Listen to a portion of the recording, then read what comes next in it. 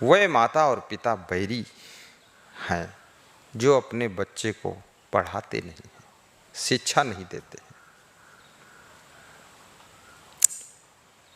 और नहीं पढ़ाने के कारण वह बालक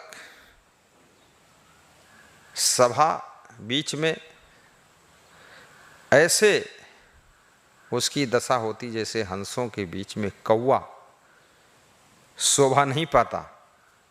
अर्थात माता पिता का कर्तव्य अपने बालकों को पढ़ावें, बालक को हंसों के बीच में बगुला न बनावें, कौवा न बनावें। विद्वानों की सभा हो, सुयोग्य लोगों की सभा हो, उसमें आपका बालक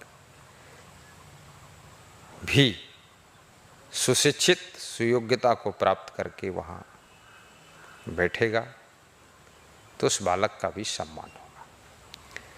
कभी कभी ऐसा होता है माता पिता अपने बच्चे को शिक्षा दिलाने की पूरी कोशिश करते हैं, लेकिन बच्चे के पास में बुद्धि नहीं है, उसको कुछ याद नहीं होता है, पढ़ नहीं पाता है, तो उस माता पिता की गलती नहीं।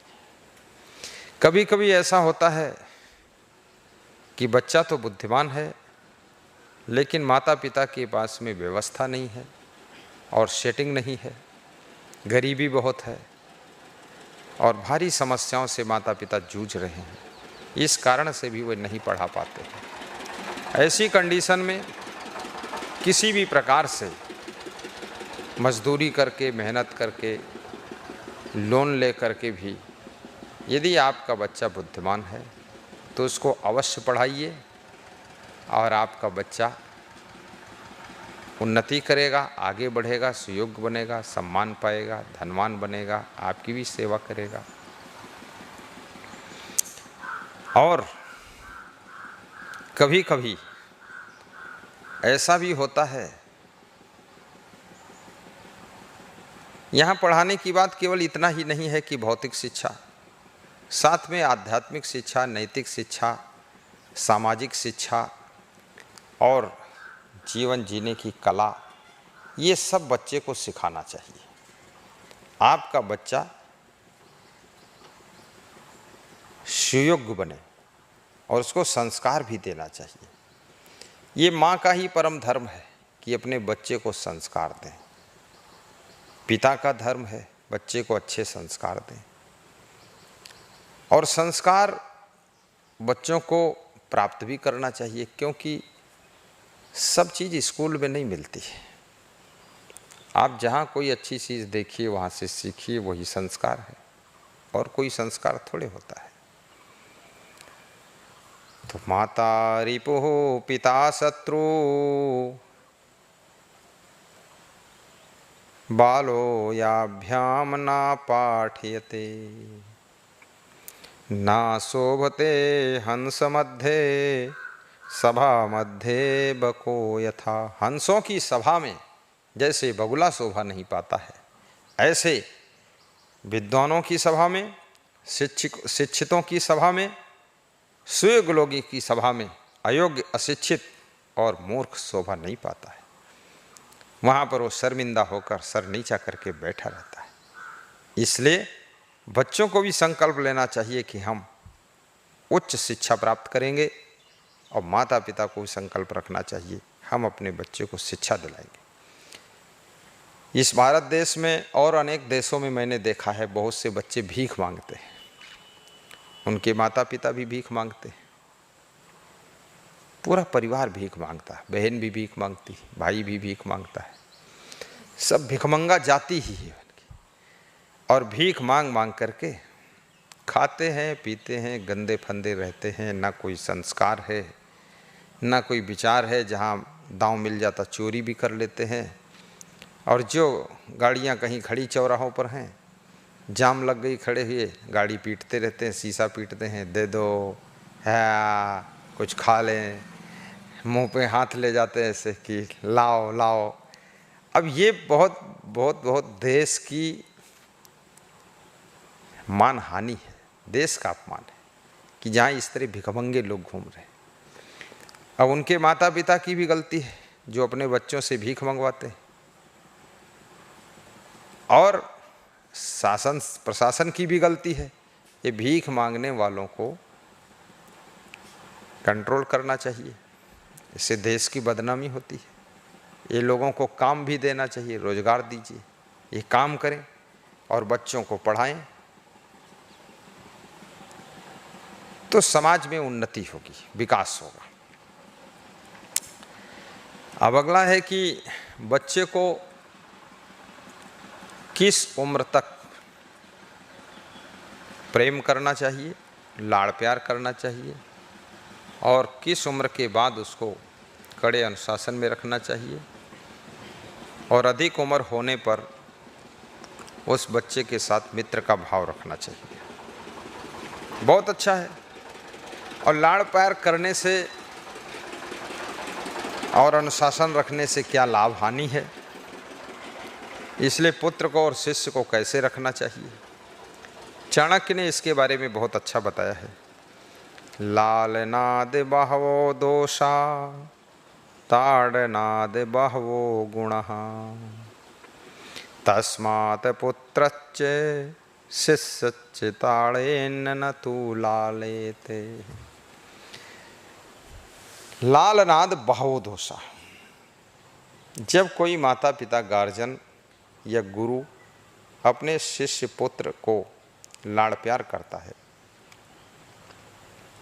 तो उस पुत्र में, उस शिष्य में बहुत से दोष पैदा होते हैं। दोष का अर्थ होता है अवगुण पैदा होते हैं, उसमें बहुत बुराइयां आती हैं, क्योंकि लाड़ला हो गया, लल्लू बन गया, अब डरता भी नहीं अपने गार्जियन को और उल्टा पल्टा काम कर रहा है। मन तो चंचल है ही सभी का, तो उससे उसका पतन होता है। वो चरित्रहीन बनेगा, बेविचारी बनेगा, इधर उधर घूमता रहेगा, पढ़ाई भी नहीं करेगा, खुराफात करेगा, कुकर्मी बनेगा। तो जो लोग अपने बेटों को लाड़ प्यार करते हैं वे अपने बेटों को बिगाड़ने का काम कर रहे हैं, और जो गुरु लोग अपने शिष्यों को ज़्यादा लाड़ प्यार करते हैं वे अपने शिष्यों को बिगाड़ने का काम करते हैं। इसलिए गुरु को भी शिष्यों के ऊपर अनुशासन रखना चाहिए। ताड़नाद बहवो गुणः, और चाणक्य कहते हैं जब अनुशासन बच्चे को मिलता है, पुत्र को या शिष्य को, तो उसमें बहुत से गुण पैदा होते हैं, बहुत सी अच्छाइयाँ पैदा होती हैं और बहुत सी विशेषताएं उसके अंदर जागृत होती हैं, और वो व्यक्ति योग्य, सुयोग्य और महान बनता है। इसलिए कड़ी दृष्टि में रखो और उसको संभाल कर रखो। तस्मात् पुत्रच्च शिष्यच्च ताड़ेन ना तू लालेत, इसलिए पुत्र को लाड़ प्यार न देकर, शिष्य को लाड़ला न बनाकर उसको कड़े अनुशासन में रखना चाहिए, ताड़ना देना चाहिए, यानी गलती करे तो उसे दंड भी दीजिए। और बचपन से यदि कंट्रोल कर लिया आपने शुरुआत से, तो वो व्यक्ति कंट्रोल में आपके रहेगा। और बचपन से यदि कंट्रोल नहीं कर पाए, अनुशासन नहीं कर पाए, फिर वो आवारागर्द होकर, खूब बिगड़ कर मनुष्य के रूप में वो दानव बनकर घूमेगा, पूरा भ्रष्टाचार करेगा, आपका भी नाम डुबाएगा और अपना तो जिंदगी बर्बाद ही कर देगा। इसलिए कंट्रोल करना बहुत आवश्यक है। लाड़ेत 5 वर्षाणि 10 वर्षाणि ताड़ेत प्राप्ते तु षोडशे वर्षे पुत्रम मित्रम इवाचरेत। अब कितने दिनों तक बच्चे के साथ लाड़ प्यार करना चाहिए? तो 5 वर्ष तक बताया गया। शिष्य हो या पुत्र हो, 5 वर्ष तक उसके साथ लाड़ प्यार करो, और फिर 5 से ऊपर जब उसकी उम्र प्रारंभ हो तो 15 साल की उम्र तक प्राप्ते तु षोडशे वर्षे पुत्रम मित्रम इवाचरेत लाड़ेत 5 वर्षाणि 10 वर्षाणि ताड़ेत। तो 5 और 10 15, यानी 15 साल की उम्र तक उसको कड़ी दृष्टि, कड़े अनुशासन में रखो और उसको संभाल के रखो, उसको समझा के रखो, देख रेख में रखो। और बच्चे को नौकर नौकरानी के हाथ में नहीं देना चाहिए, उससे उसके संस्कार बिगड़ते हैं। और नौकर नौकरानी के संस्कारों से वो प्रभावित हो जाता है, फिर आपका बच्चा बहुत आगे नहीं बढ़ सकता है। इसलिए माता पिता को अपना भी सानिध्य देना चाहिए बच्चे को, उससे आपकी बहुत उन्नति होगी, बहुत विकास होगा आपका और बच्चा सुयोग्य तैयार होगा। प्राप्ते तो खोड़से वर्षे पुत्रम मित्रम युवाचरेत, और जब 16 वर्ष का बालक हो जाए तो उसे फिर पुत्र ना समझो, वो पुत्र के रूप में एक मित्र आपका है, और फिर उसके साथ सलाह भी कीजिए, योजनाएं बनाइए और हिल मिल करके मित्र जैसे उसके साथ में रहिए, तो वो जो है आपकी सहायता भी करेगा और आपका नाम रोशन भी करेगा। लाड़ेत 5 वर्षाणि 10 वर्षाणि ताड़ेत, प्राप्ते तु खोड़से वर्षे पुत्रम मित्रम युवाचरेत। मैं गुजरात गया था एक बार, तो जिस भक्त के यहाँ गया था उनके यहाँ एक बच्चा था, तो शोरगुल बहुत मचा रहा था। तब तक उसका पिता आ गया। पिता आ गया तो एकदम चुपचाप शांत हो गया वो। तो मैंने पूछा क्या हुआ इसको? बोले इसके पापा आ गए, इसके पिताजी आ गए। तो हमने कहा उनके आने से क्या होता है? बोले उनका अनुशासन बहुत मानता है, उनको डरता भी है। माँ का कोई अनुशासन नहीं मानता था और पिता के आते ही सब कंट्रोल हो गया। तो कंट्रोल भी कीजिए, डर भी रहना चाहिए और समझा करके उनके अंदर विवेक भी उत्पन्न करो, क्योंकि बालक भी 8-10 साल की उम्र में समझने लग जाता है। और शिष्य, कितने शिष्य तो ऐसे हैं, शिष्य तो ज़्यादातर अधिक उम्र में ही आते हैं। कोई 18 साल की उम्र में आता है, कोई 20 साल की उम्र में आता है, कोई 30 साल, 25 साल, 16 साल, बहुत छोटे नहीं आते हैं। तो उनको समझाने से ज़्यादा वो सीखते हैं। उनको रोज़ ज्ञान देना पड़ता है, रोज़ समझाना पड़ता है, नियमावली बताना पड़ता है, उनका प्रशिक्षण होता है, ट्रेनिंग होती है और धीरे धीरे कार्य करते हैं। तो कुछ शिष्य जल्दी कैच करते हैं, कुछ को थोड़ा टाइम लग जाता है, लेकिन ज़्यादातर वो समझदार ही आते हैं और समझ लेते हैं। पहले हाँ होता था ऐसा, ये जिस समय चाणक्य ने लिखा है तो बहुत बचपन में ही गुरुकुल में लोग अपने बच्चों को छोड़कर आ जाते थे और वो उस छोटे उम्र के शिष्य को गुरु संभालता था। लेकिन अभी जो है उसको 5 साल 16 साल का, 16 साल की उम्र में तो भर्ती ही हुआ है। हम लोगों के पास में शिष्य आते हैं तो कितने शिष्य तो ऐसे हैं जिनको समझाना भी बहुत कम पड़ता है और कभी ना डांटना पड़ता है। 80% तो ऐसे ही शिष्य होते हैं, ना उनको ज़्यादा समझाने की ज़रूरत है ना डांटने की ज़रूरत है। उनके अंदर 2-4-10 दिन सत्संग सुनते हैं और विवेक जागृत हो गया और अपने आप बहुत अच्छे रहते हैं। और कितने शिष्य तो महीना 2 महीना में ही नियमों की रचना भी करने में मदद करते हैं कि ये नया नियम बनना चाहिए, ये भी नियम होना चाहिए। और कितने शिष्य तो आते ही 10-15 दिन में कोई ना कोई विभाग के जिम्मेदार बन जाते हैं और ज़िंदगी भर कोई गलती नहीं करते हैं। तो ये भी एक सौभाग्य होता है, किसी गुरु को अच्छे शिष्य भी मिल जाते हैं और कोई कोई शिष्य खराब भी आ जाते हैं जिनको बहुत समझाना पड़ता है और बहुत कड़ी दृष्टि भी रखना पड़ता है, संभल जाते हैं फिर। और कोई कोई शिष्य तो फिर बहुत ही कुसंस्कारी स्वभाव का है, वो समझाने से भी नहीं सुधरता है और कड़ी दृष्टि से भी नहीं सुधरता है, फिर उसको निकालना ही पड़ जाता है, हटाना पड़ जाता है गलत व्यक्ति को।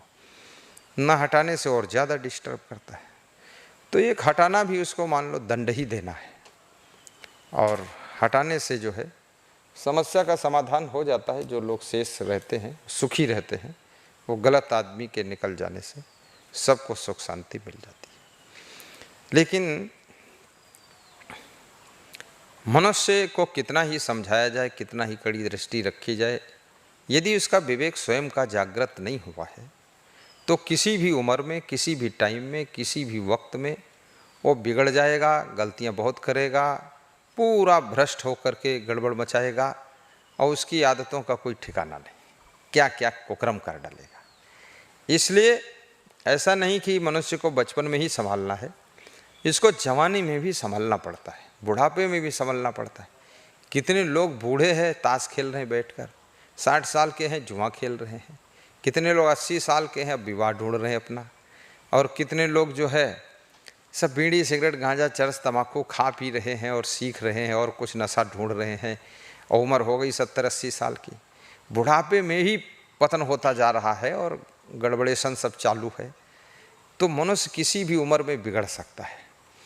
तो हमेशा के लिए फिर सत्संग एक ऐसी चीज़ है जो मनुष्य को बाल्यावस्था में, युवावस्था में और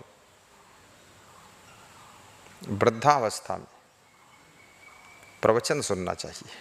उससे जो है अपना मन बिगड़ने से बच जाता है और काफ़ी अपना सुधार हो जाता है और हम अच्छे बन जाते हैं, बुराइयों से बच जाते हैं, हमारा जीवन भी धन्य होता है और दूसरों को भी सुख शांति मिलती है। जो बिना आग के जले हुए ही आग की तरह रात दिन जलते रहते हैं, जैसे कोई आग में जलता है ऐसे वे बिना आग के जलते रहते हैं। तो ऐसे 6 लोग होते हैं। चाणक्य ने बताया है 6 लोग ऐसे होते हैं जो बिना अग्नि के ही दागते रहते हैं, जलते रहते हैं। वे हैं कांता वियोगा, स्वजनापमानयो, ऋणस्य शेषा, कुनृपस्य सेवा, दरिद्रभावो विषया विषमा सभा, चा विनाग्निम एते प्रदहन्ति कायम, चा विनाग्निम एते प्रदहन्ति कायम, कांता वियोगा, स्वजनापमानो, ऋणस्य शेषा, कुनृपस्य सेवा। अर्थात क्या तात्पर्य हुआ?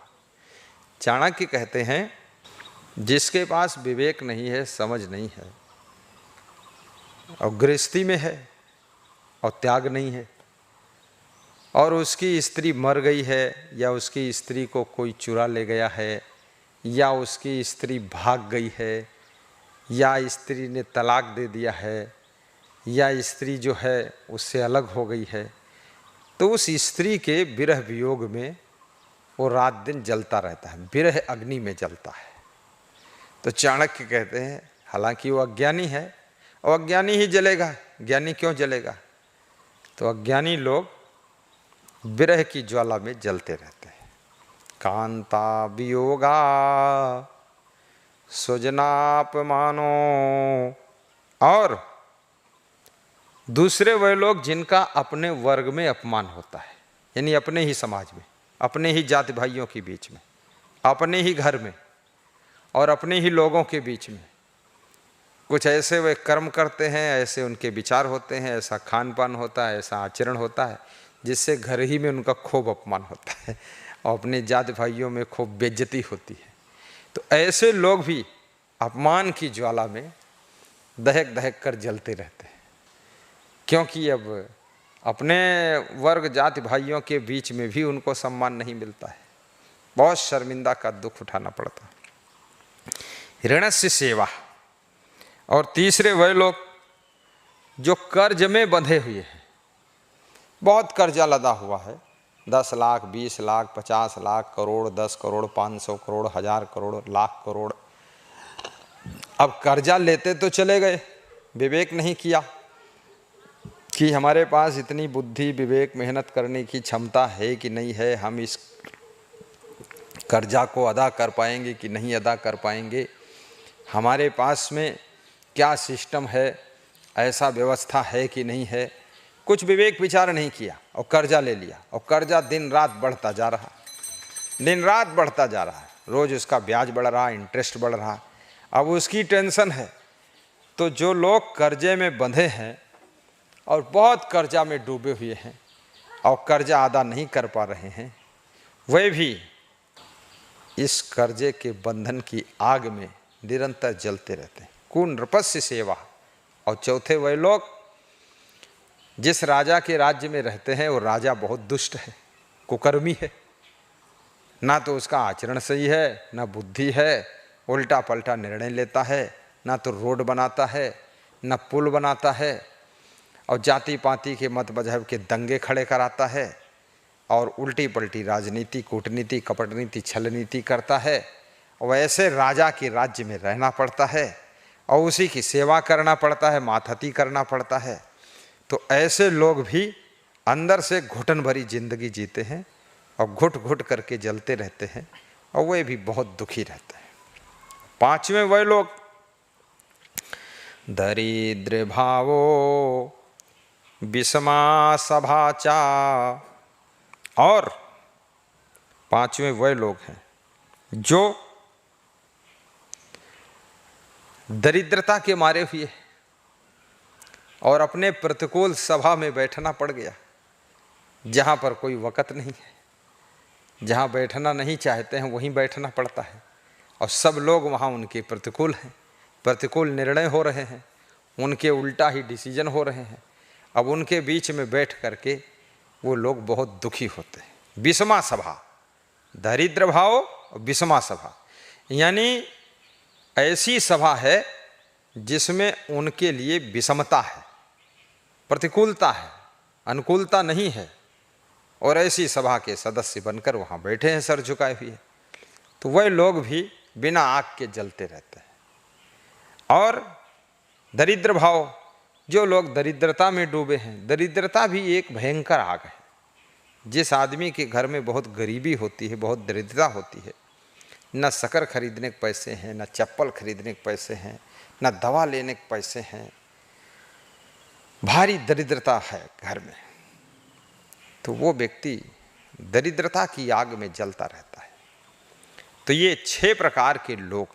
नंबर 1 कांता वियोगा, स्त्री के विरह में जलने वाले लोग, स्वजनापमानो, और अपने जाति भाइयों के बीच में अपमान के दुख में जलने वाले, और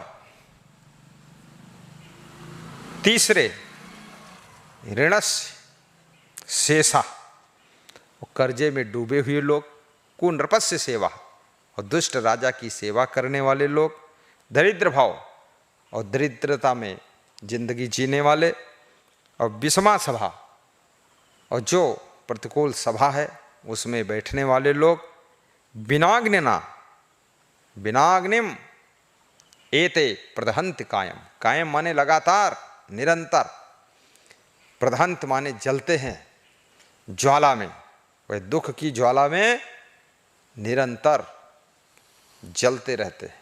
बिनाग्नि, बिनाग्निम यानी बिना अग्नि के, प्रदहंत माने जलते रहते हैं। और कायम, कायम का अर्थ होता है लगातार, निरंतर। वो रात में भी जलते हैं, दिन में भी जलते हैं, खेत में भी जलते हैं, उनको कहीं चैन नहीं मिलती है, इसी ज्वाला में जलते रहते हैं।